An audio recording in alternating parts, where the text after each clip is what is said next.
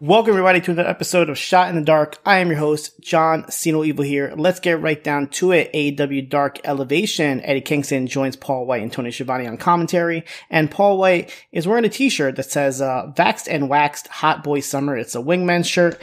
He said he lost the bet, so he has to wear the shirt. First match of the night. Red Velvet defeated Angelica Risk, making her debut. Velvet wins with the final slice pretty easily here. Risk didn't get much attention until she just starts twerking in the middle of the ring. That got a nice reaction out of Charlotte, North Carolina.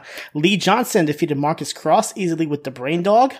After the match, Miro came out, congratulated Johnson, but warned him that he can't take what's his. And in Jacksonville, at Homecoming, where Johnson's career started, it's where it will end. And that's the word of the Redeemer.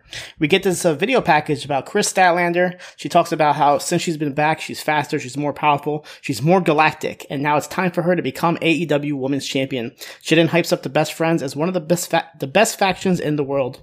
And we go to Kris Statlander with a record of 12-0, defeated Ashley Dubois with the Big Bang Theory. Old school NWA commentator David Crockett joined on commentary here, and Tony Schiavone was happy to be reunited with him. They used to do commentary back for WCW back in the 80s.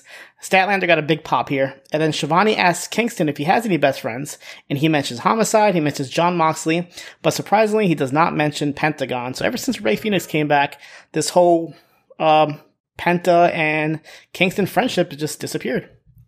Match number 4, Aaron Solo, still without a W, with Nick Comoroto defeated Rosario Grillo and Hunter Knott. QT Marshall's on commentary here. Comoroto look crazy strong as always here, but Solo gets the pin after an assisted double stomp to his face and the pin on Knott. Yuka Sakazaki defeated Danny Jordan with a modified airplane spin maneuver here. Jordan actually tried to stop her from doing the magical girl splash, but Sakazaki does get the win here. And the main event, Darby Allin with a record of 15-2, accompanied by Sting, defeated Bear Bronson with a record of 9-12 after 2 coffin drops, one off the ropes, one off the top rope. And even at one point, Bear Boulder and Sting had a face-off outside of the ring. AEW Dark. Episode 100, monumental episode here, starts with Chuck Taylor, Orange Cassidy, and Wheeler Yuta defeated the Wingmen, Ryan Nemeth, JD Drake, and Cesar Bononi. Yuta pins Drake with a crucifix after the match. Peter Avalon tried to attack Yuta, but he gets taken out by Taylor and Cassidy. Pac defeated Jack Evans. This is actually a really good match here. Longest match of the show here, a little over 8 minutes.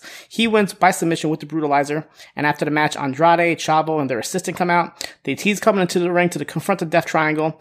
But right at the very last minute, they have second thoughts and they leave to boos from the crowd.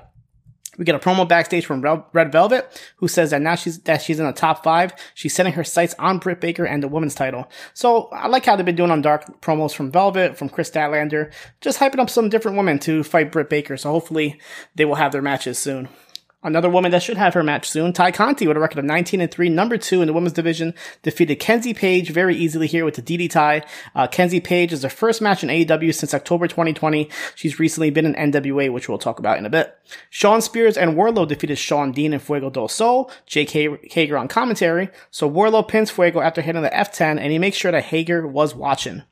Hikaru Shida defeated Maddie Max, making her debut here. Max has wrestled for Shine Wrestling. She's done NWA. She even appeared on Monday Night Raw. But Shida does get the win here with the katana. Lucha Brothers defeated Chaos Project. Penta pins Serpentico after the Stomp Fear Factor combo.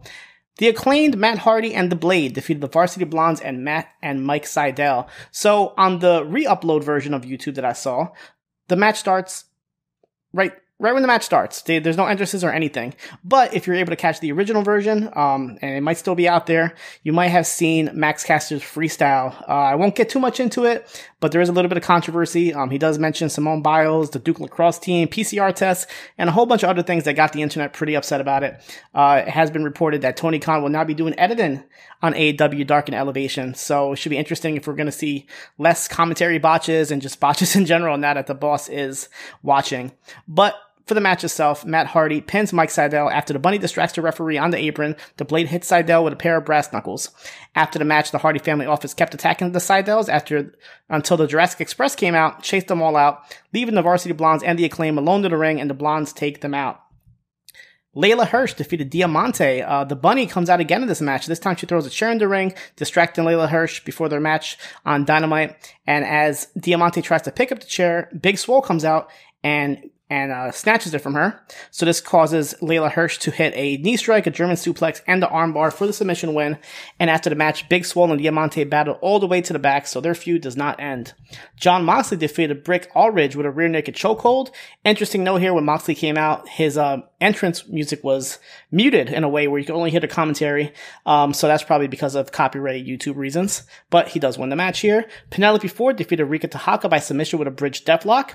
We get a quick segment with Smart Mark Sterling and Jade Cargill who come out. They complain that the fans have not been given any good suggestions on Twitter at all. But they do announce they did sign a new sponsorship with Knocking Point Winery, who I did check out, and they do have a lot of wrestling themed wines, including one from Stephen Amell.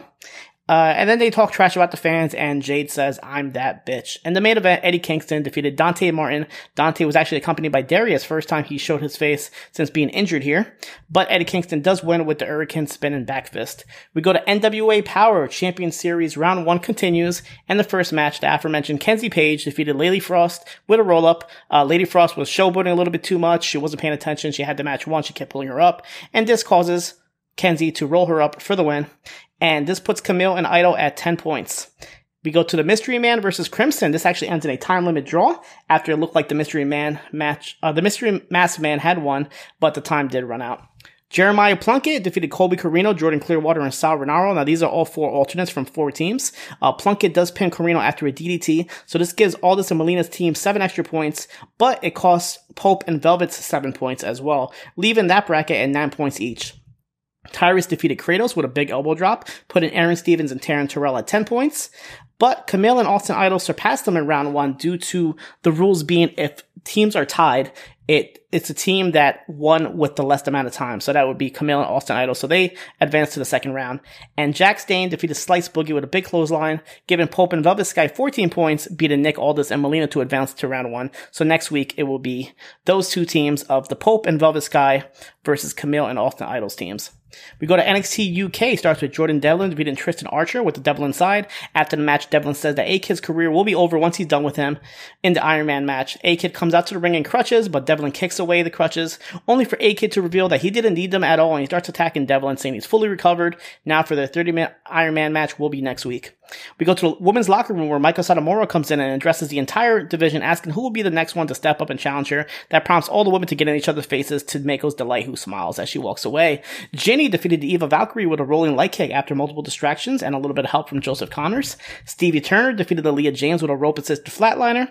We go backstage where we see Dave Mastiff and Jack Starrs training in the PC, preparing for their tag team match. So Mastiff is pretty much taking the spot that Piper Niven has before she left to become Doudrop.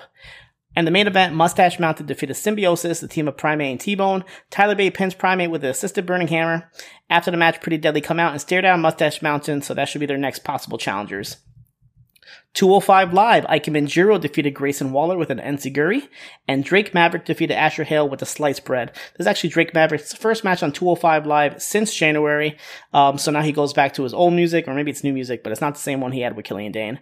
And interesting note, Drake Maverick stays undefeated on 205 Live. New Japan Pro Wrestling Strong, we go to the Tag Team Turbulence Finals, but the first match is Bateman defeated Kevin Knight with a Tombstone Piledriver.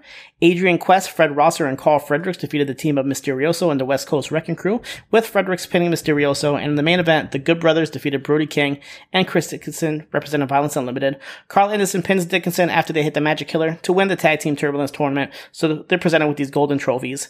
And after the match, they cut a promo where they say that they want the IWGP Tag Team Championships, and they are coming to get them. We go to Ring of Honor, where it's the first round of the Women's Championship Tournament.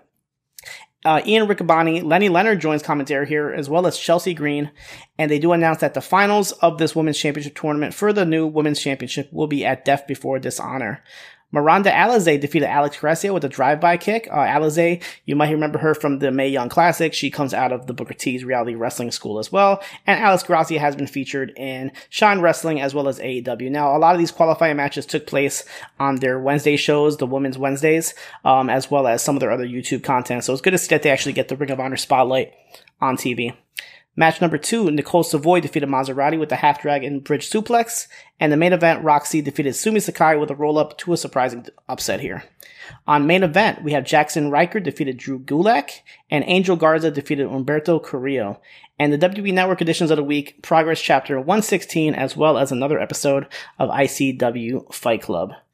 That is it for this week as far as Shot in the Dark, but there will be a lot of shows coming on postwrestling.com that I will be covering this month, including the new GCW show, which is this Saturday. Ring of Honor has 2 shows at the end of the month out of Philly. NWA has the Powerrr show as well as the 73rd anniversary show. I won't be covering New Japan Pro Wrestling Strong, but that is a show I will definitely be watching for the Resurgence show. Triple Mania is that day, so I know that the Up Next guys will be doing a Twitch watch along for that. And there is a Northeast Wrestling show happening that same Saturday, the 14th, which I will be at, which is nearby here in Poughkeepsie, which has a lot of AEW stars there. Sammy Guerrero, Ty Conti, Cody Rhodes, Big Show, just to name a few. But that is just a little bit of what's going to happen this month, as well as MLW should be returning back soon this month with their Azteca Underground miniseries. And it just was announced that Impact Wrestling will move their shows from Twitch to their YouTube monthly subscription, which I'm actually very excited about because it was pretty difficult with their streaming issues and buffering issues to try to cover that show on a weekly basis for Impact. So starting this week, they will be on YouTube. So I'm happy to hear that. That is it for me this week. You guys can catch me here next week for another episode of Shot in the Dark.